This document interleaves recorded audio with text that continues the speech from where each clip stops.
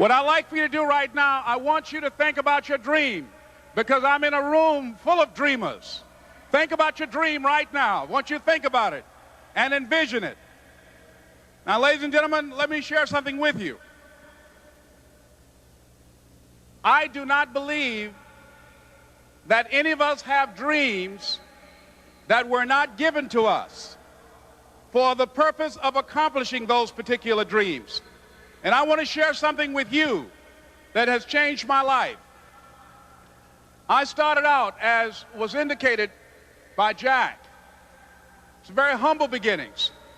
I don't know what that dream is that you have. I don't care how far-fetched it might appear to be.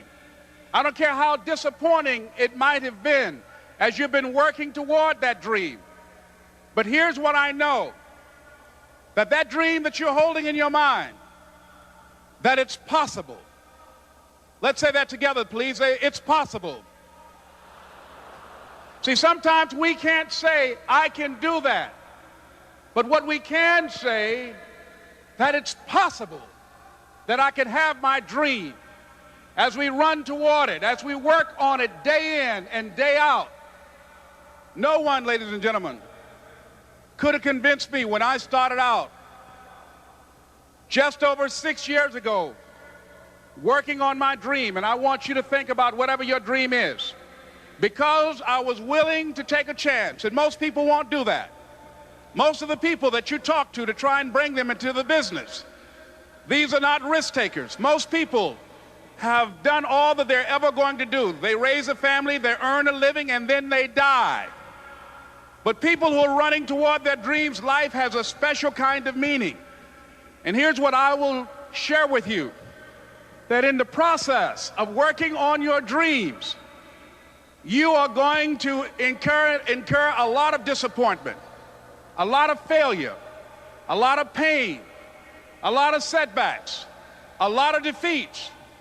But in the process of doing that, you will discover some things about yourself that you don't know right now. What you will realize is that you have greatness within you. What you'll realize is that you're more powerful than you can ever begin to imagine. What you will realize is that you are greater than your circumstances, that you don't have to go through life being a victim. As Jack indicated, I was born in Miami, Florida, in an area called Liberty City, in an abandoned building on a hard linoleum floor with my twin brother. We were 6 weeks of age. We were adopted. When I was in 5th grade, I was identified as EMR, labeled educable, mentally retarded, put back from the 5th grade into the 4th grade, and stayed in that category until I got out of high school. I don't have any college training, but I met a high school teacher who one day changed my life. I was waiting on another student, and when he came in, he said to me, "Young man, go to the board and write what I'm about to tell you." And I said, I can't do that, sir. He said, "Why not?" I said, "I'm not one of your students." He said, "It doesn't matter, follow my directions now." I said, "I can't do that, sir." He said, "Why not?" I said, "Because I'm educable, mentally retarded." And he came from behind his desk and he looked at me. He said, "Don't ever say that again. Someone's opinion of you does not have to become your reality."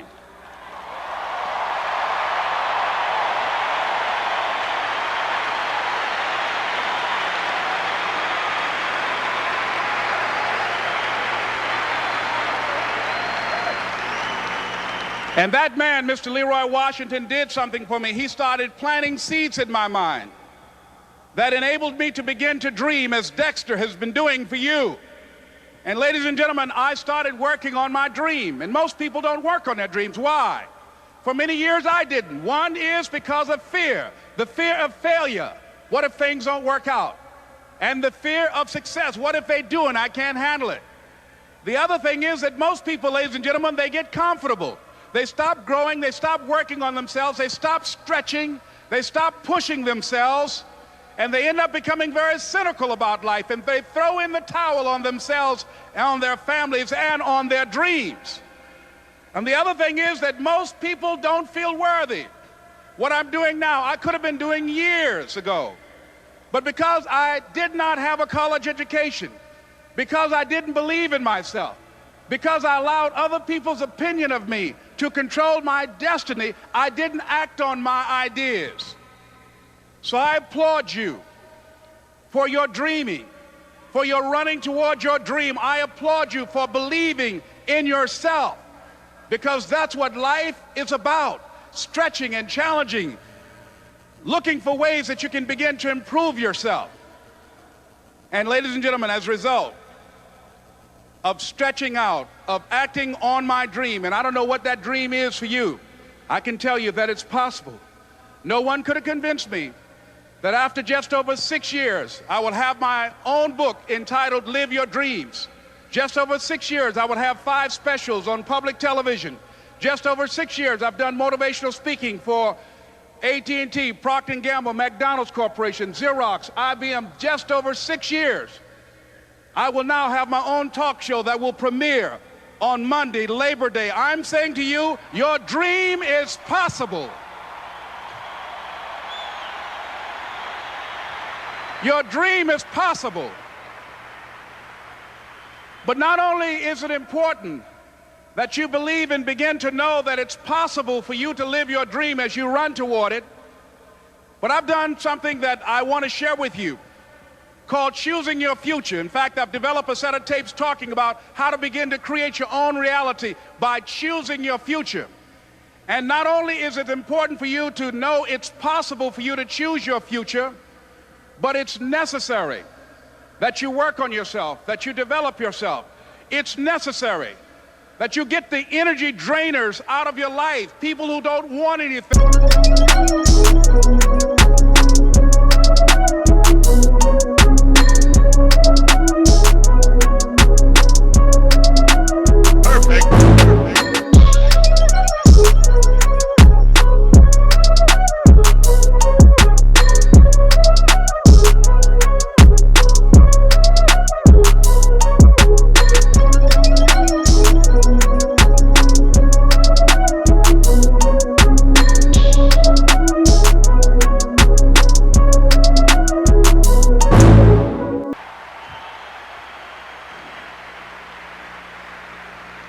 It's necessary to know that everybody won't see it, that everybody won't join you, that everybody won't have the vision. It's necessary to know that a lot of people like to complain, but they don't want to do anything about their situation, that you are an uncommon breed. You know, you have to know within yourself that I can do this. Even if no one else sees it for me, I must see it for myself. That's necessary. It's also, ladies and gentlemen, necessary that you be creative when you're working on your ideas, that you understand the importance of changing up, of readjusting your strategies. Many times we can have a great idea, but if you're not advancing it in the right way and things don't happen, you become discouraged and think the idea doesn't work. No, that's not true. It's necessary that we become creative. I remember when I was in New York walking down the street, and a guy approached me and said, "Hey, mister, can I shine your shoes?" And I said, "No, I'm in a hurry. I don't have time." I kept walking. Someone else said, "Hey, man, your shoes look clutty. May I shine your shoes?" I said, "No, I don't have time. I'm sorry, I'm busy." And I was walking fast, and many people solicited me for my business. And then finally, a young man stepped in front of me, and he said, "Excuse me." And he started counting, 97, 98, 99, 100. He said, "Sir?" I said, "Yes." He said, "Come here, please." I said, "What is it?" He said, "Today is my birthday. And every year, just to thank God for another year of life, the 100th person who passes my shoe shine stand, I offer them a free shoe shine. Would you give me the honors?" I said, "Why, sure." I got up on the shoe shine stand, George, and I sat there, and he shined my shoes diligently. And when I got down, I looked at them, they were sparkling. And I was walking away, and I said, "Thank you." And I stopped, I said, "Excuse me, but how much do you usually charge?" He said, "Only $2. I said, "I tell you what, today's your birthday. Here's $5, keep the change." He said, "Thank you." As I was walking away, looking in the opposite direction at other people coming, he started counting again. 97, 98, 99, 100.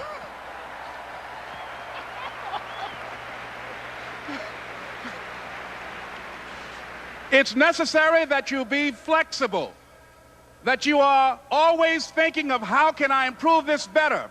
This is a customer-driven economy.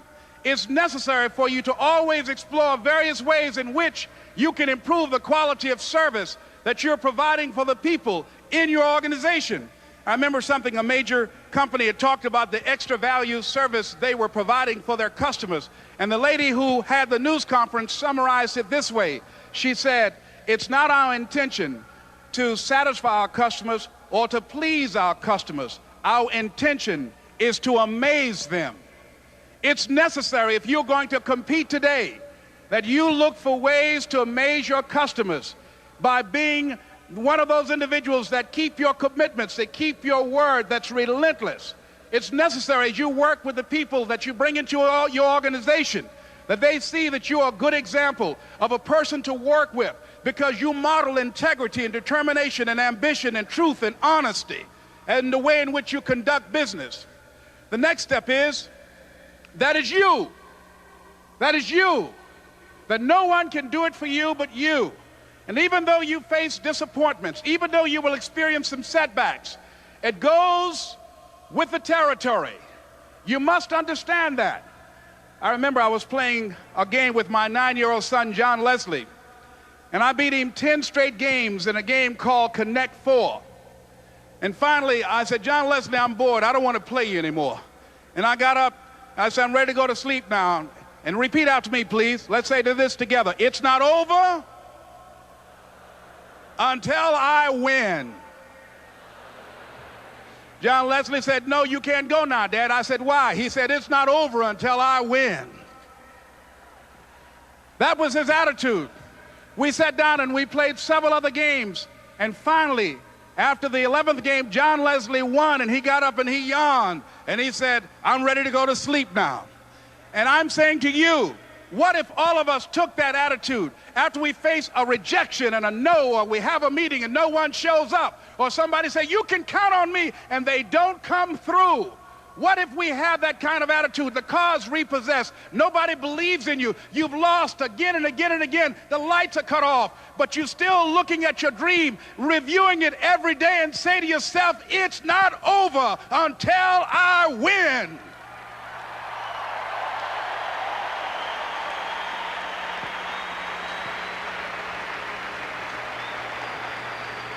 Life will yield to you. Now here's the next step. Repeat after me, please. It's possible. I can live my dream. It's necessary. I work on myself. Surround myself with winners. Become creative. It's me. I've got to make it happen. It's not over until I win.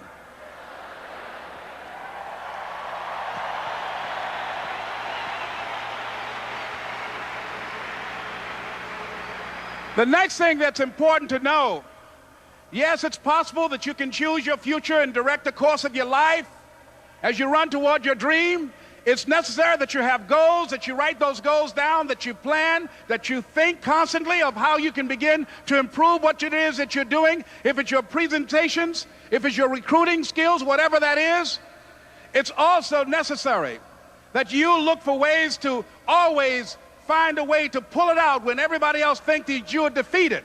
That you've got to take personal responsibility to know that in order to become successful, you've got to make it your personal business to do it.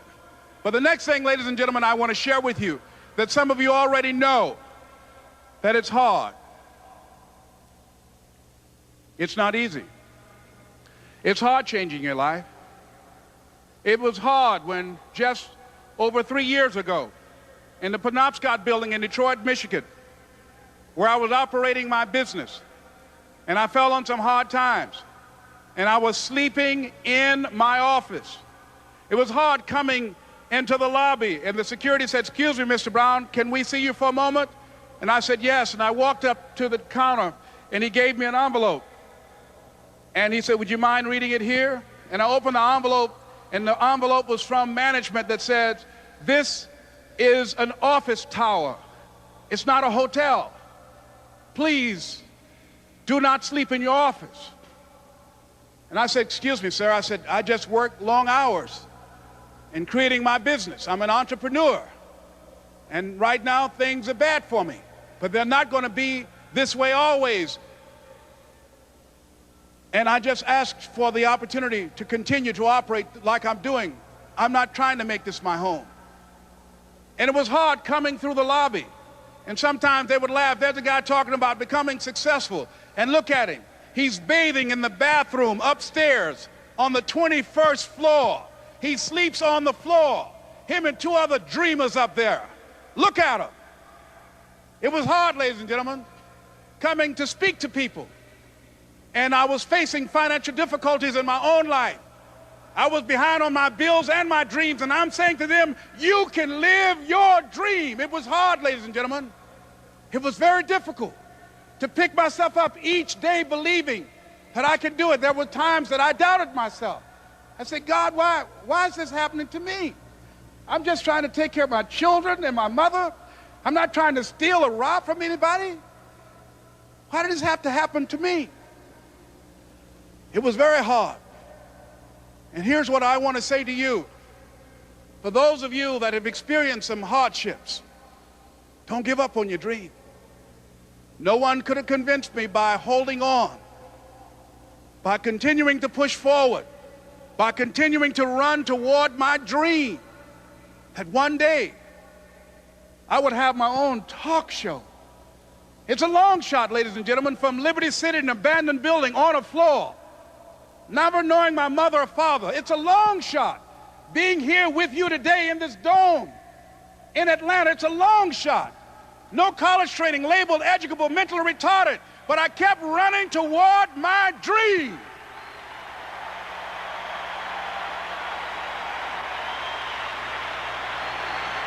Don't stop.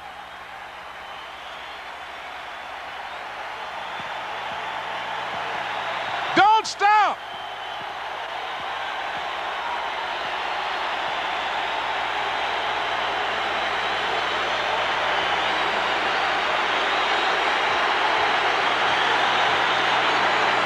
Don't stop running toward your dream.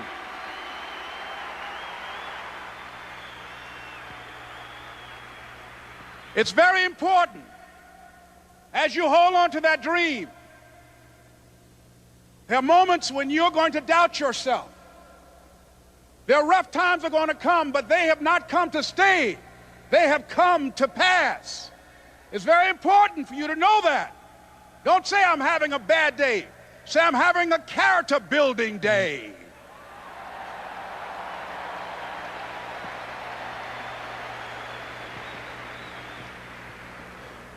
It's very important for you to believe that you are the one to make this happen. I remember this high school teacher, Mr. Leroy Washington, at the end of school one June, it was just a few days before we were supposed to leave, and I just got my report card, and it indicated that I'd failed history, and I'd failed English, and I would have to go to summer school. And I was feeling within myself that I was a failure, that I'm slower than most people in getting paperwork, and I was feeling down on myself and very negative. And Mr. Washington was giving a speech to the graduating seniors, and I was in 11th grade. And even though I wasn't supposed to be in there, I went in there because the speech he was giving, that speech was for me. And as he talked, my heart began to beat fast. Tears began to run down my eyes, and I was in the back just listening to him because he said, and he was a very dramatic man. I still talk to him to this day. He said, as graduating seniors of Booker T. Washington High School, I want you to know that you're blessed and highly favored, and that as you go toward the future, begin to know that you have greatness within you.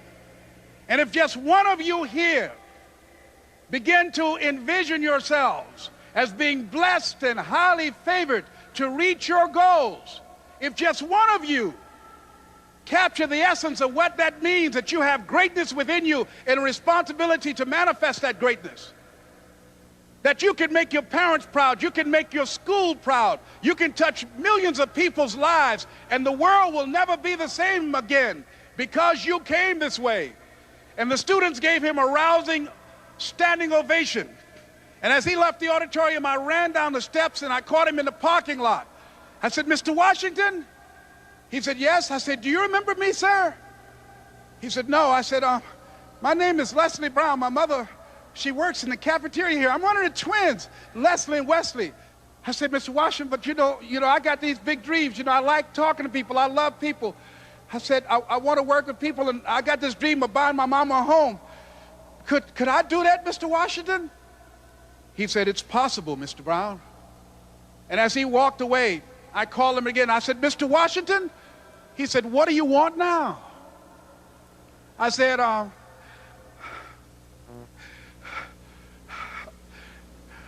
I'm the one, sir. I said, I'm the one. You remember me, sir. I'm Miss Mamie Brown's boy. I'm the one. I'm the one.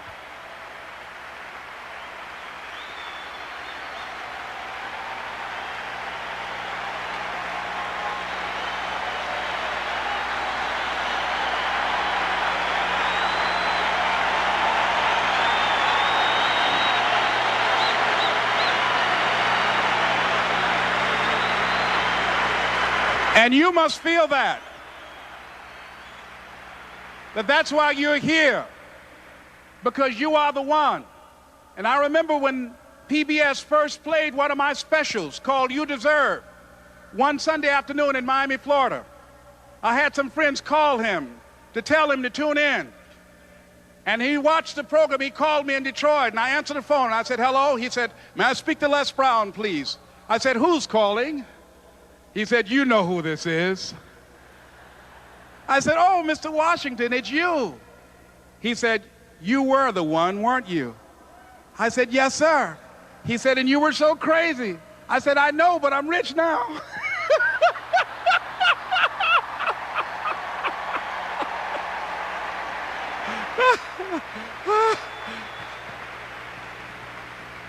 Ladies and gentlemen, it's not going to be easy. It was hard laying on the floor of the Penobscot building, looking out of the window, daydreaming, saying, Les, can you do this? Can you make this happen? I used to listen to tapes day in and day out about See You at the Top, my great friend Zig and Dennis Waitley and different other motivational speakers and Dr. Norman Vincent Peale. And Dexter saying, don't let nobody steal your dream. I used to ask myself, can I do this? And something said within me, you're the one. You're the one. And let me tell you something, ladies and gentlemen.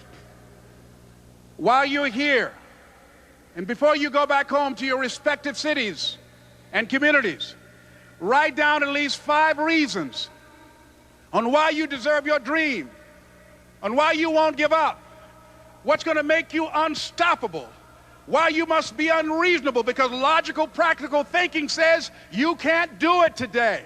But if you want to produce unreasonable results in your life, like living your dream and taking charge of your destiny, you've got to be an unreasonable person.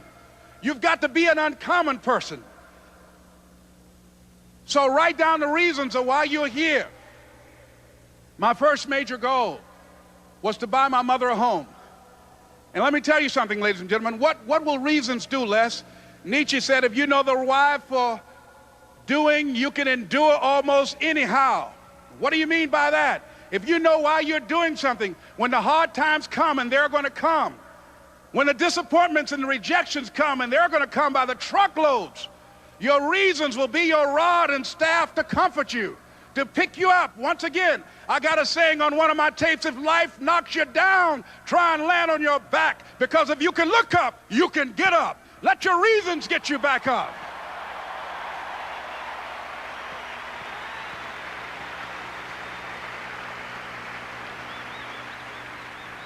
I remember when I bought the home for my mother, and she came out of the car. When I opened the door, I said, Mom, I think I know these people in this house.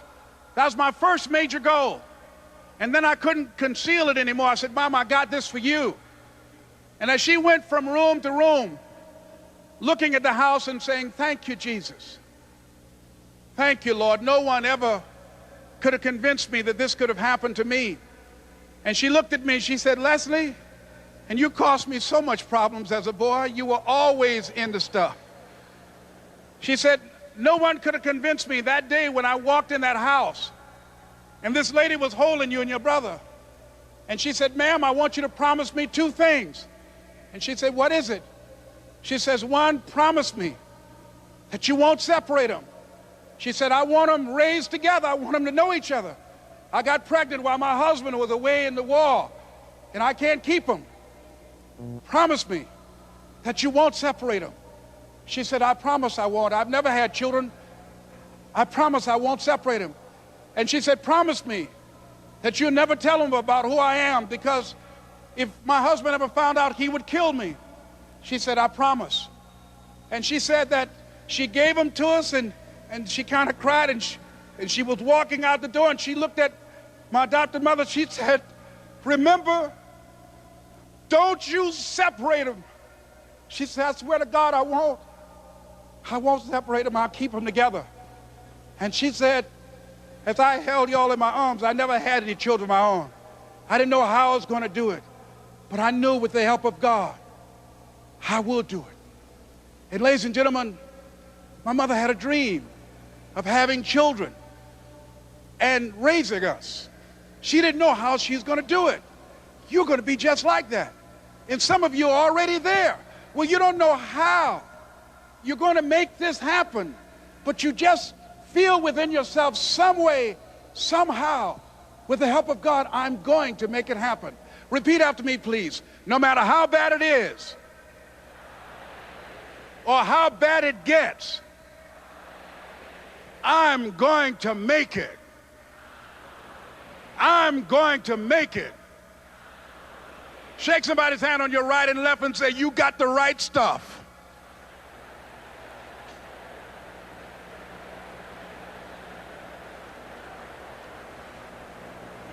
So yes, it's possible for you to live your dream. It's necessary that you associate with winners, that you work your system, that you are relentless, that you never give up. It's you. You've got to take personal responsibility. You've got to make it your personal business to make it happen. And you've got to resolve within yourself that I can do this, that it's hard, but you've got to say, I'm the one.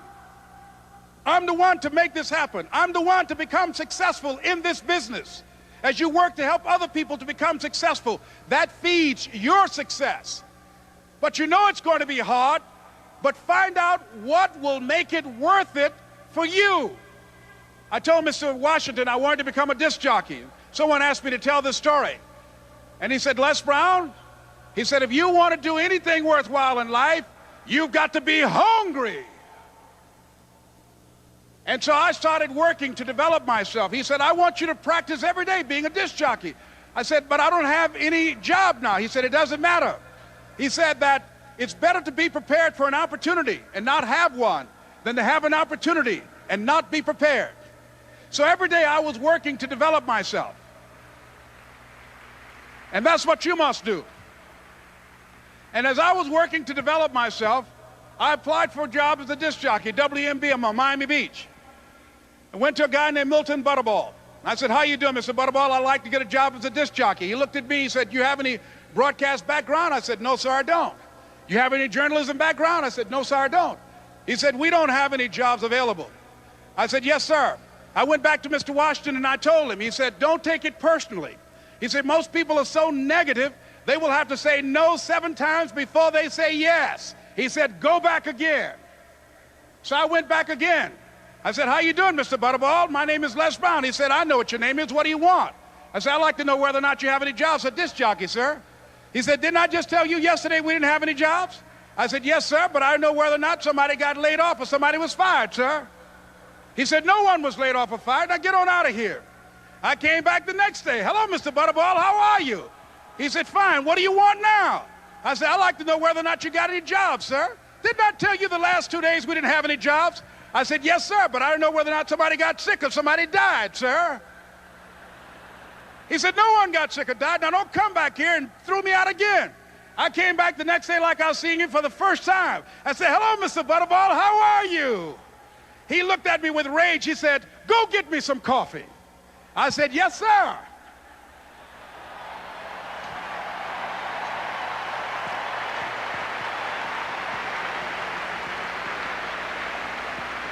And I went to get him some coffee. After a while, I would get their lunch and dinner, and I would go in the control rooms and take the disc jockeys their food, and I would not leave until they would ask me to leave. Then they started trusting me to pick up entertainers that came to town.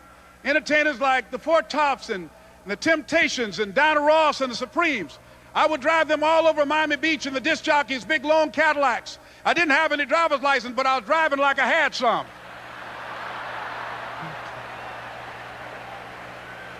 And one day, one Saturday afternoon, while I was at the radio station, a guy named Rock was drinking while he was on the air. I was the only one there, looking at him through the control room windows, walking back and forth, young, ready, and hungry. I was saying, "Drink, Rock, drink. Drink, Rock." I'd have gone to get him some more if he'd asked me to. Pretty soon the phone rang, and it was the general manager. And I answered the phone. I said, "Hello?" He said, "Les, this is Mr. Klein." I said, "I know." He said, "Rock can't finish his program." I said, "I know." He said, "Would you call one of the other DJs in?" I said, "Yes, sir." I hung the phone up. I said, "Now he must think I'm crazy." I called my mom and my girlfriend, Cassandra. I said, "Y'all turn up the radio and come out on the front porch. I'm about to come on the air."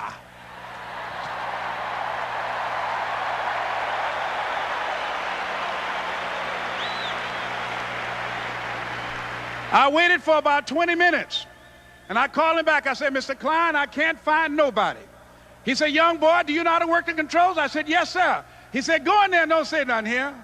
I said, "Yes, sir."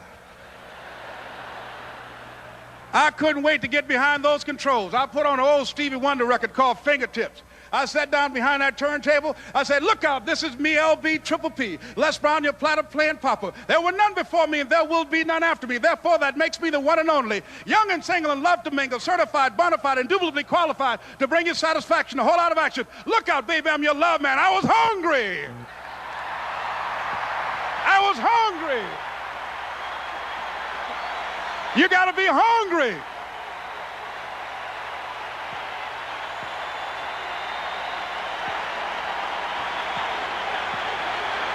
You got to be hungry.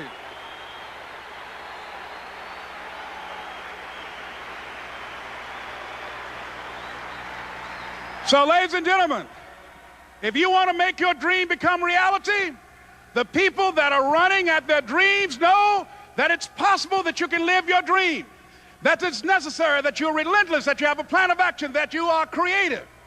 The people that are living their dream are finding winners to attach themselves to. The people that are living their dreams are the people that know that if it's going to happen, it's up to them. And they're resolving within themselves, it's not over until I win. The people that are running after their dream know they're going to have hard times. They keep on running because they're saying within themselves, I'm the one, no matter how bad it is or how bad it gets, I'm going to make it. The people that are running after their dreams are the people that are hungry. Shake somebody's hand on your right and left and say, you got to be hungry.